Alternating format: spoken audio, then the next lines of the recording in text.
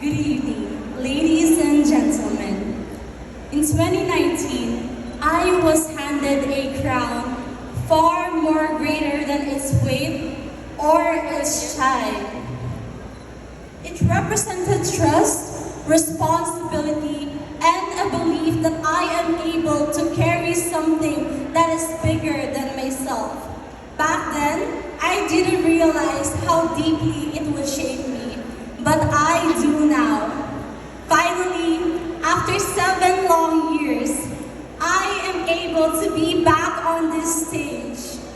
I have joined multiple pageants and I have held several titles, but nothing can compare to my experience as a Dayang. This was the very first stage that saw my potential. I was actually 19 years old back then, and I was the youngest among the candidates, but I was able to shine and push through. This crown has seen me from being a little girl into a woman with purpose.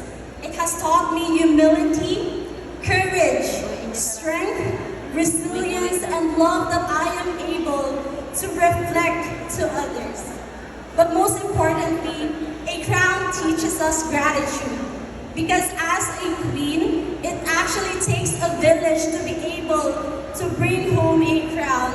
And that is why I want to take this very special moment to thank those people who was actually part of my journey. First, to my handler, Sir Jude Sarabia, I am very much thankful for every lesson that you have given me, training me in my pasarela, and also helping me become better, and your patience that you have given me since day one. You have witnessed my struggle firsthand and my dedication into winning this crown.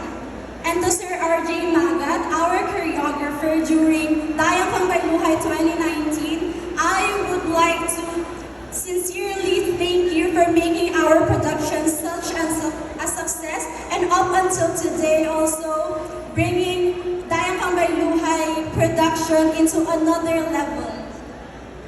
To Sir Ernesto Ordeniel, Sir Dondon Ordeniel, LGU San Joaquin, and the rest of the people who helped bring back this amazing celebration after 7 long years, we as the candidates want to extend our deepest thank you to all of you, because you were able to bring back this tradition and this celebration that is an reflection of what a San Joaquin woman really is. To my family, no words can fully express how thankful I am for all of you. You have seen me through my struggles and you continue to support me. To my partner, Ron, I would like to thank you for always being there for me.